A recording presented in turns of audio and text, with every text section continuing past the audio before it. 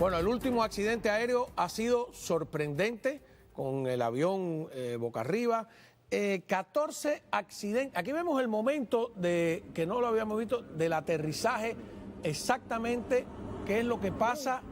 Un ala toca y se vira por completo. Después hay otras imágenes donde ese humo, como el ala se desprendió, no, el fuego, me da la impresión de, ahora vamos a hablar con un experto, que no se extendió a lo largo de la nave. Aquí vemos lo que está, sonido, a ver lo que está pasando.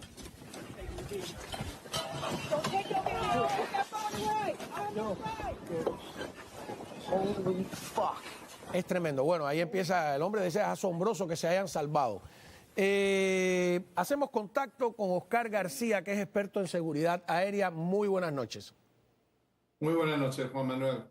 A ver, tengo aquí una lista de 14 accidentes, no todos en Estados Unidos ni con aeronaves norteamericanas, pero voy a mencionarle algunas de las que involucran a naves o aeropuertos norteamericanos. Unos pequeños, el 2 de enero mismo hubo una avioneta monomotor que impactó contra el techo de un almacén de muebles en California. El 10 de enero un avión Cessna, bueno, pero eso fue en Colombia. Tenemos en Washington el accidente más grave de todos, ¿no? De los últimos 17 años, 67 pasajeros, 4 tripulantes del vuelo 5342 muertos, junto con 3 militares en el choque con el helicóptero. El 5 de febrero, un avión japonés, de la aerolínea japonesa, contra la parte trasera de una aeronave de Delta Airlines, estacionada en el aeropuerto de Seattle. También aquí en Estados Unidos, 2 jets privados el 10 de febrero chocaron en el aeropuerto, en un aeropuerto de Arizona, una persona murió.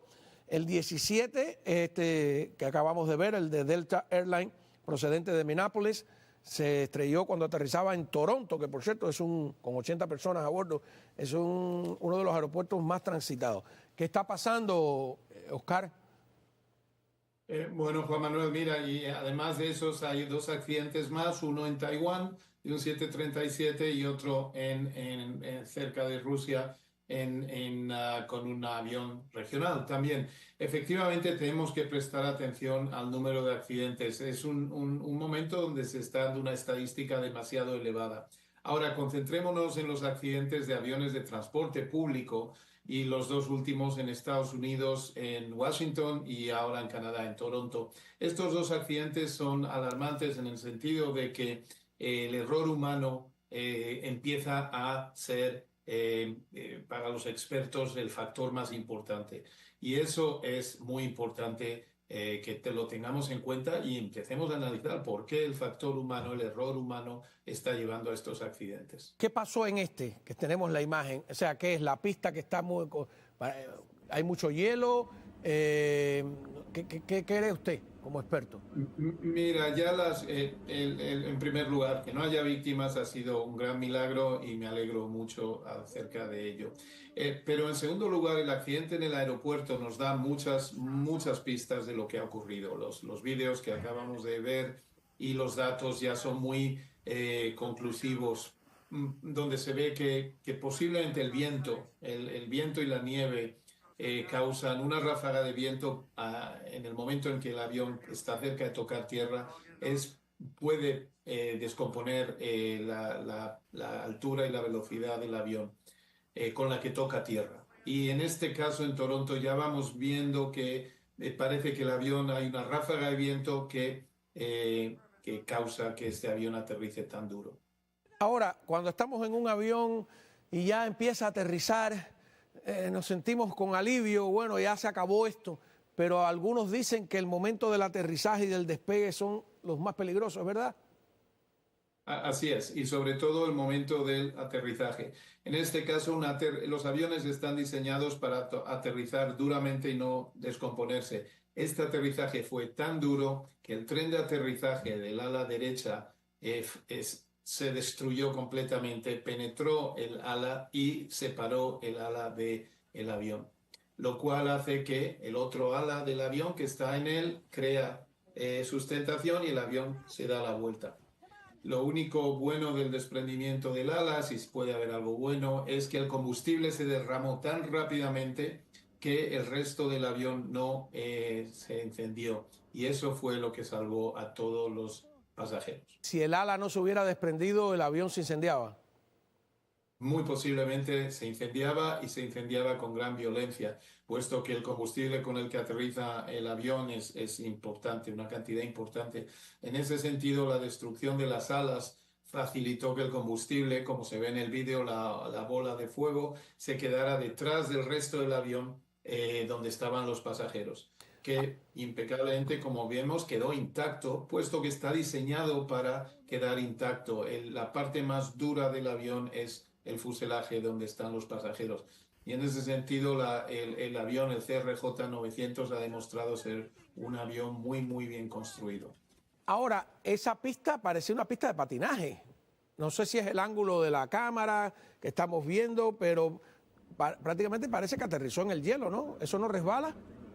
Sí, parece en los vídeos, pero en la realidad el aeropuerto de Toronto tiene un muy buen equipo y cada varios minutos hay automóviles que limpian la pista. Entonces no es tanto el factor de que hubiera nieve en la pista. El factor importante de este accidente es El el golpe. impacto contra el suelo. Entonces usted lo que dice es que fue más duro de la cuenta y eso destruye las gomas derechas del tren de aterrizaje. ¿Es lo que le entendí?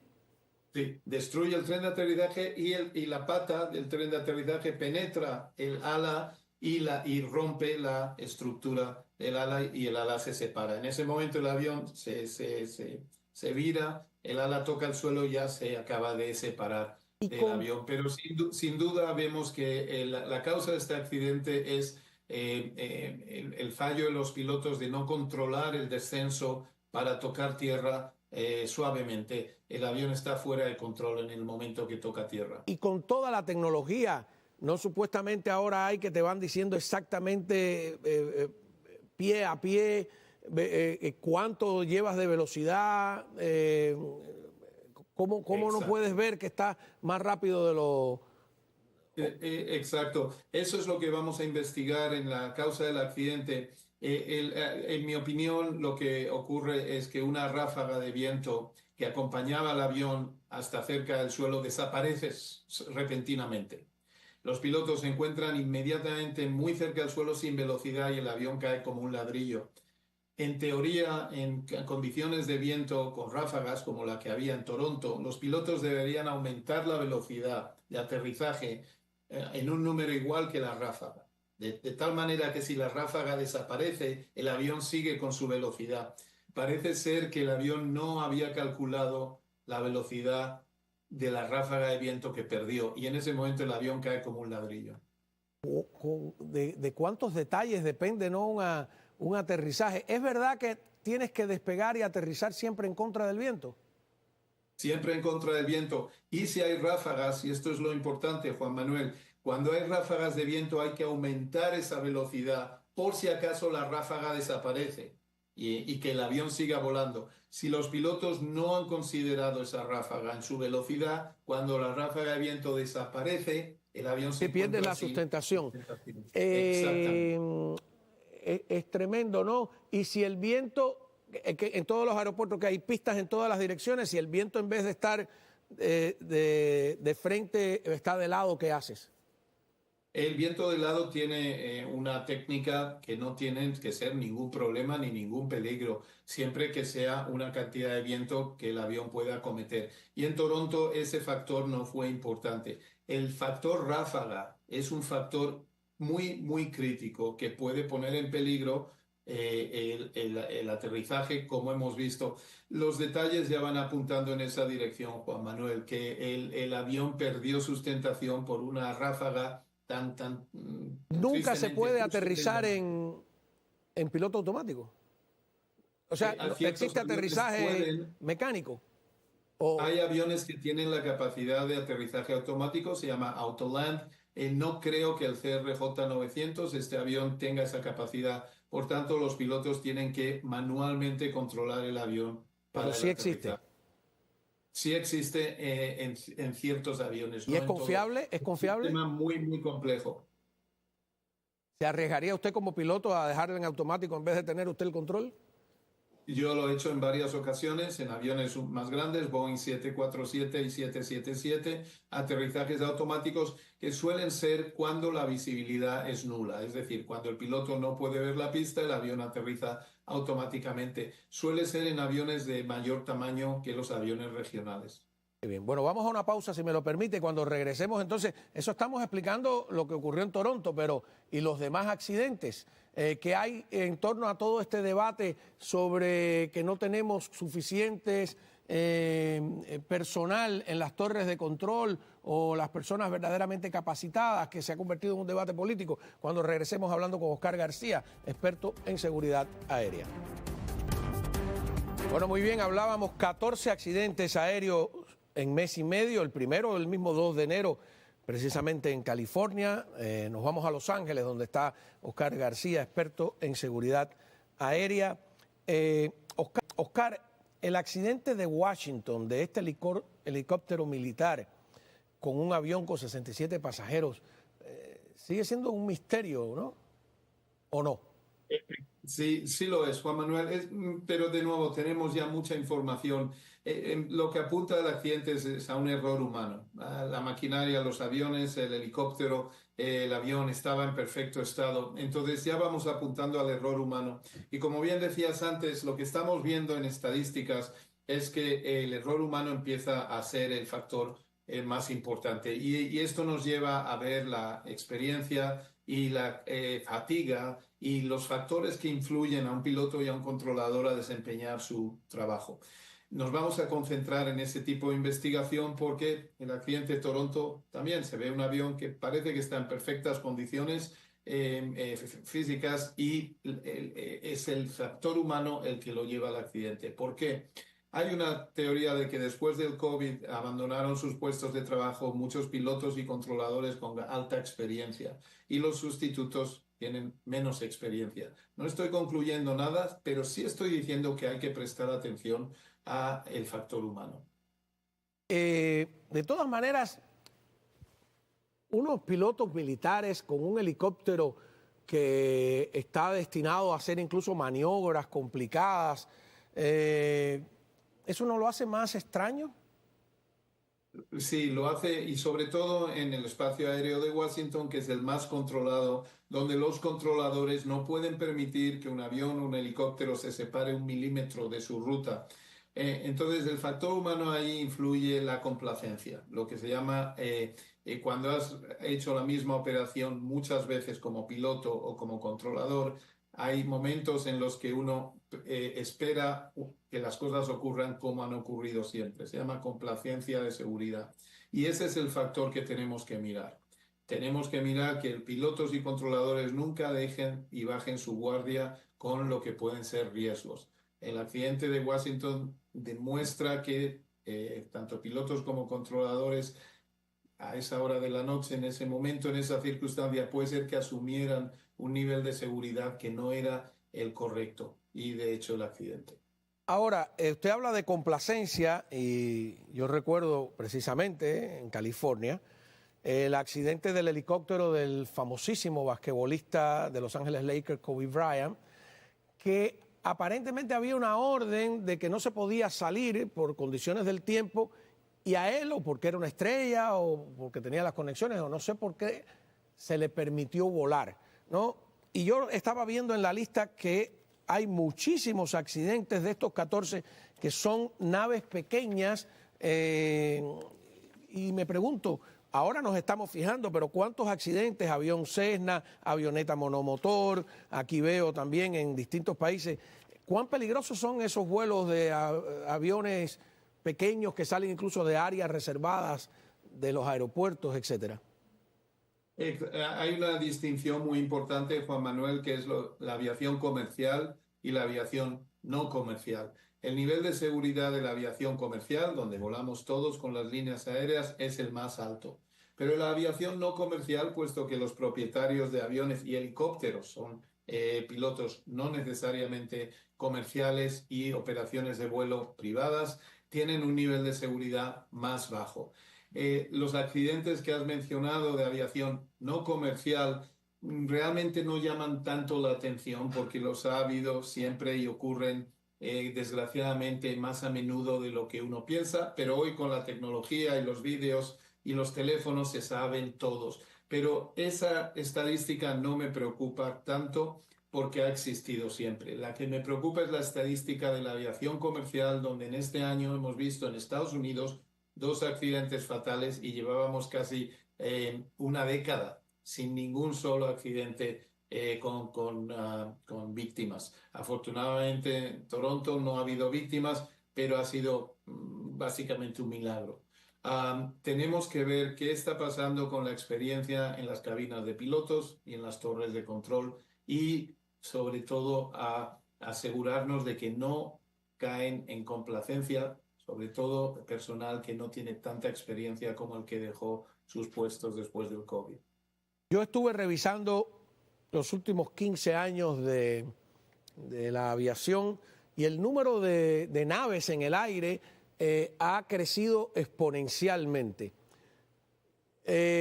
Pasa igual que en una carretera, que a más aviones en el aire, más posibilidades por ley de probabilidades de accidentes, sobre todo cuando van aterrizando o despegando.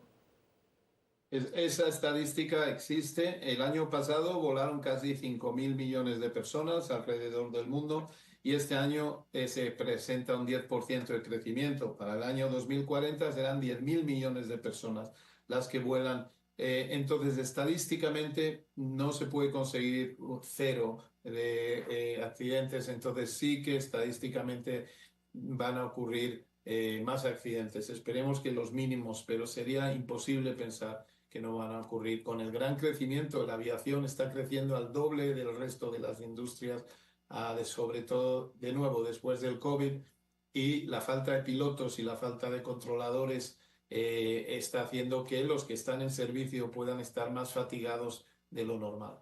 Y también que esté ocurriendo en Estados Unidos o en países desarrollados, porque uno podría decir, cada vez más países subdesarrollados o en vías de desarrollo se incorporan a la aviación, tienen aerolíneas nacionales, pero no. Por ejemplo, tú revisas aerolíneas argentinas, en las que yo he volado, me ha parecido un desastre, los aviones nunca están puntuales, es mi experiencia. Sin embargo, cuando buscas no tienen prácticamente accidentes. Y entonces que eso se produzca en el primer mundo, no sé cómo lo ve usted. Sí, realmente es muy alarmante que en el primer trimestre del año hayamos tenido estos 2 accidentes. Todos los expertos se lanzan a la investigación yo creo que el factor humano, que es en los 2 casos lo que ha ocurrido, y va a haber consecuencias y conclusiones importantes al respecto del final de las investigaciones, puesto que el factor humano va a ser la clave para que no ocurran estos accidentes, ya sea entrenando a más pilotos, ya sea entrenando a más controladores y sobre todo lo importante es que los pilotos y los controladores den la talla y el estándar a la hora de ser contratados, entrenados y puestos en servicio. Hay que analizar después del COVID lo que ha ocurrido. Por ejemplo, si no había suficientes pilotos y se ha contratado pilotos con menos habilidad de lo que normalmente solía ser. No digo que esta conclusión sea correcta, pero hay que estudiarla, porque cuando los accidentes son factor humano tan claramente, hay una causa raíz que tenemos que analizar. Bueno, en Miami, relativamente, no recuerdo un accidente importante desde Value Jet, y eso tendría que buscar, pero creo que fue 92, 91, 92, 93, hace ya bastante tiempo. Fue un accidente terrible en los Everglades. Sí. Y recuerden que en Estados Unidos en las últimas décadas solo hubo un accidente donde falleció una persona en un fallo de motor de un avión de Southwest, una pieza entró en la cabina, pero el avión aterrizó.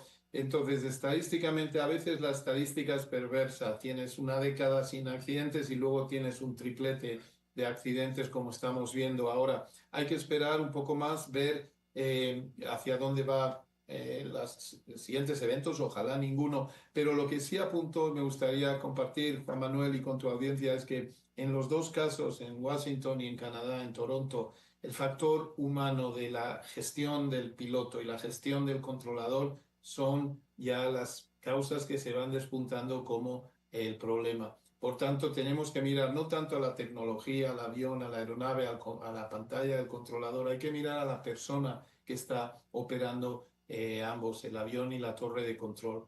Y eso es a veces más difícil de determinar. controlar y de mejorar que la tecnología. Pues nada, pues muchísimas gracias, Oscar García, experto en seguridad aérea desde la ciudad de Los Ángeles, en California. Nos vamos a una pausa.